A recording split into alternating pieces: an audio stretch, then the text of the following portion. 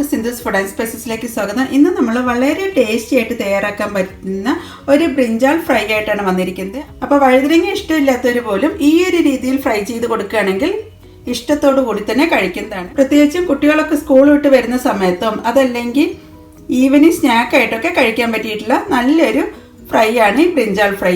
അപ്പോൾ നിങ്ങൾ ഇതുവരെ ഈ ഒരു രീതിയിൽ ട്രൈ ചെയ്തിട്ടില്ലെങ്കിൽ ഇതൊന്ന് ട്രൈ ചെയ്ത ശേഷം ഫീഡ്ബാക്ക് തരാൻ മറക്കരുത്. കൂടാതെ നിങ്ങൾ എൻ്റെ ചാനൽ ഇതുവരെ സബ്സ്ക്രൈബ് ചെയ്യാതെയാണ് കാണുന്നതെങ്കിൽ സബ്സ്ക്രൈബ് ചെയ്യാനും ഈ വീഡിയോ ഇഷ്ടപ്പെടുകയാണെങ്കിൽ ലൈക്ക് ചെയ്യാനും കമൻറ്റ് ചെയ്യാനും അതുപോലെ ഫാമിലിക്കും ഫ്രണ്ട്സിനും ഒന്ന് ഷെയർ ചെയ്യാനും മറക്കരുത്. Thank you. അപ്പോൾ ഇന്ന് നമ്മൾ ബ്രിഞ്ചാൾ വെച്ചിട്ടാണ് ഈ ഒരു ഫ്രൈ തയ്യാറാക്കുന്നത്. അപ്പോൾ ഇത് സ്നാക്കായിട്ടോ അതല്ലെങ്കിൽ ചോറിൻ്റെ കൂടെയും ചപ്പാത്തിയുടെ കൂടെയൊക്കെ കഴിക്കാൻ പറ്റിയിട്ടുള്ള നല്ലൊരു സൈഡ് ഡിഷാണ്. അപ്പോൾ അതിന് വേണ്ടത് ഒരു ബ്രിഞ്ചാളാണ്. ഇതുപോലെ വലിയ ബ്രിഞ്ചാൾ വെച്ചിട്ടാണ് നമ്മൾ ഫ്രൈ ചെയ്തെടുക്കുന്നത്. ഇത് നമുക്ക് വട്ടത്തിൽ വേണമെങ്കിലും കട്ട് ചെയ്തെടുക്കാം, അതല്ലെങ്കിൽ നീളത്തിലും കട്ട് ചെയ്തെടുക്കാം. ഞാനിവിടെ ഇപ്പോൾ ഈ ഒരു ബ്രിഞ്ചാളിനെ നീളത്തിലാണ് കട്ട് ചെയ്തെടുക്കുന്നത്. ആദ്യം ഇതിൻ്റെ ഈ സൈഡിലുള്ള ഞെട്ടിയൊക്കെ മാറ്റിയ ശേഷം നീളത്തിലൊന്ന് കനം കുറച്ചൊന്ന് കട്ട് ചെയ്തെടുക്കാം. ഈ ഒരു രീതിയിലാണ് കട്ട് ചെയ്തെടുക്കുന്നത്.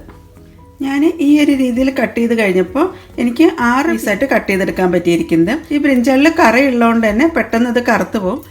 ബ്രിഞ്ചാളിൻ്റെ കറ പോകുന്നതിന് വേണ്ടിയിട്ട് ഒരു പാത്രത്തിലേക്ക് അല്പം വെള്ളം ചേർത്ത് ഈ വെള്ളത്തിലേക്ക് അല്പം ഉപ്പാണ് ചേർക്കുന്നത്.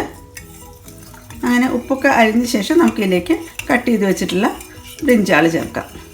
കട്ട് ചെയ്ത് വെച്ച വഴുതനങ്ങ ഈ വെള്ളത്തിൽ മുങ്ങിക്കിടക്കുന്ന രീതിയിലേക്ക് മുക്കി വയ്ക്കാം.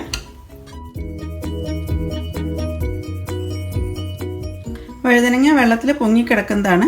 അപ്പോൾ താണ് കിടക്കുന്നതിന് വേണ്ടിയിട്ട് ചെറിയൊരു പാത്രം വെച്ചൊന്ന് പ്രസ് ചെയ്തൊന്ന് അടച്ചു വയ്ക്കാം. അപ്പോൾ കംപ്ലീറ്റും വെള്ളത്തിൽ തന്നെ കിടക്കുന്നതായിരിക്കും. ഇനി നമുക്കിതൊരു 10 മിനിറ്റ് നേരം ഒന്ന് റെസ്റ്റ് ചെയ്യാൻ വേണ്ടി വയ്ക്കാം. അങ്ങനെ അതൊരു 10 മിനിറ്റ് നേരം കഴിഞ്ഞിട്ടുണ്ട്. നമുക്കൊന്ന് തുറന്ന് നോക്കാം.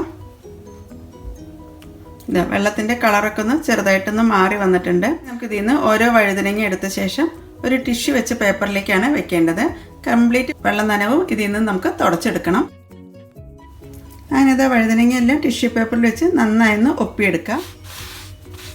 ഇതുപോലെ 2 വശം ഒന്ന് തുടച്ച ശേഷം നമുക്കിതൊരു പ്ലേറ്റിലേക്ക് വയ്ക്കാം. അങ്ങനെ 6 പീസും നന്നായൊന്ന് തുടച്ചെടുത്തിട്ടുണ്ട്. കത്തി കൊണ്ട് ചെറുതായിട്ടൊന്ന് വര ഇട്ട് കൊടുക്കാം. മുറിഞ്ഞു പോകാൻ പാടില്ല.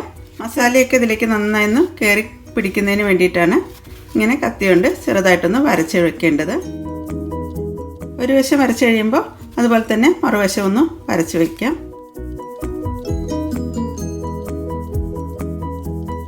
അങ്ങനെ എല്ലാ പീസും വരച്ച് വെച്ചിട്ടുണ്ട്. ഇനി നമുക്ക് ഇതിലേക്ക് വേണ്ടിയിട്ടുള്ള ഒരു മസാല ഒന്ന് തയ്യാറാക്കിയെടുക്കാം. ആദ്യം ഇതിലേക്ക് ചേർക്കുന്നത് 1/2 ടീസ്പൂൺ മഞ്ഞൾപ്പൊടിയാണ്. 1 ടീസ്പൂൺ കാശ്മീരി ചില്ലി ചേർക്കാം. 1/2 ടീസ്പൂൺ കുരുമുളക് പൊടി. 1/4 teaspoon ginger garlic paste. 1/2 teaspoon നമുക്ക് ഇതിലേക്ക് ഉപ്പും കൂടി ചേർക്കുന്നുണ്ട്.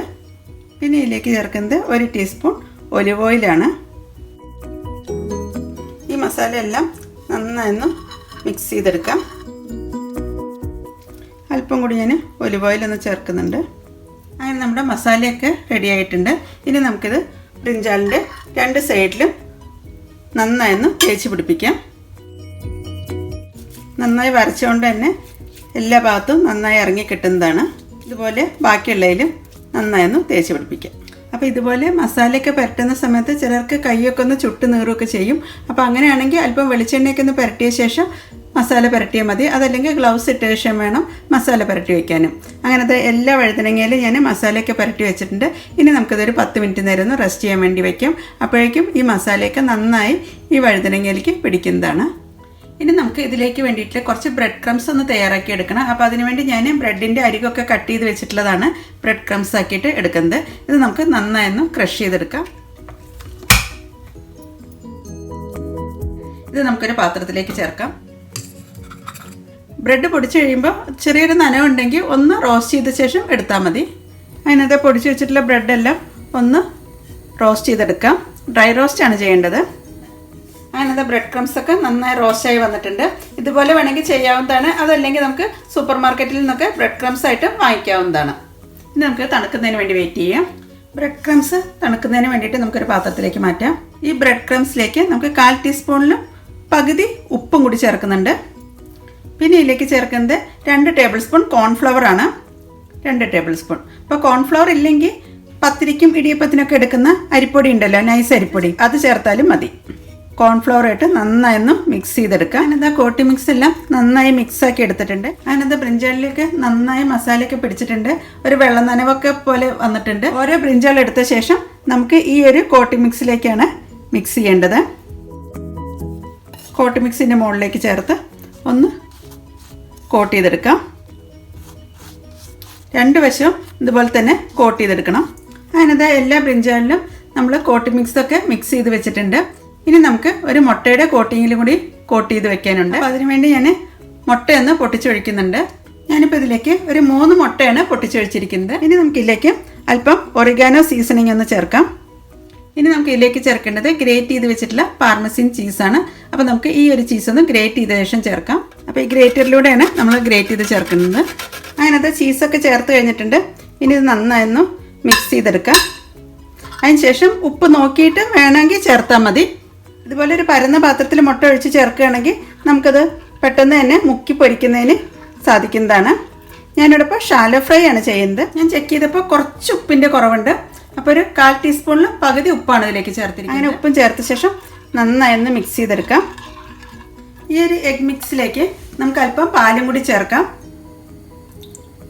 1-2 ടേബിൾ സ്പൂൺ പാലും കൂടി ചേർക്കുന്നുണ്ട്.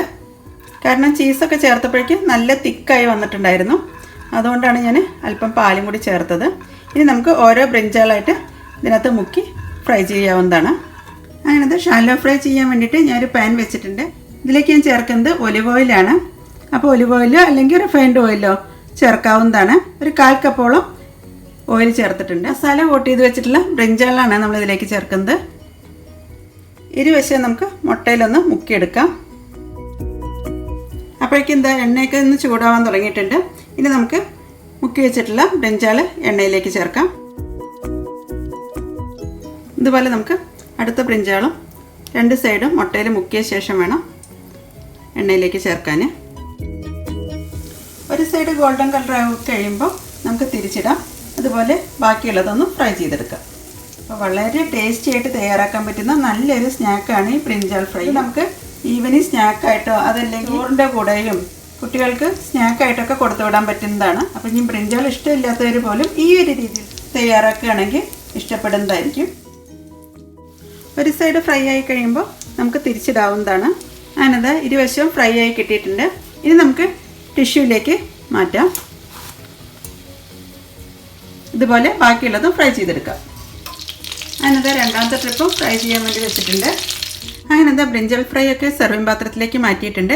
അപ്പോൾ വഴുതനങ്ങ ഇഷ്ടമില്ലാത്തവർ പോലും ഈ ഒരു രീതിയിൽ ഫ്രൈ ചെയ്ത് കൊടുക്കുകയാണെങ്കിൽ കഴിക്കുന്നതാണ്. അപ്പോൾ മീൻ ഫ്രൈ തയ്യാറാക്കുന്നതിനേക്കാളും ടേസ്റ്റാണ് ഈ ഒരു ബ്രിഞ്ചാൾ ഫ്രൈക്ക്. അപ്പോൾ എല്ലാവരും ഈ ഒരു രീതിയിൽ ട്രൈ ചെയ്ത ശേഷം ഫീഡ്ബാക്ക് തരാൻ മറക്കരുത്. താങ്ക്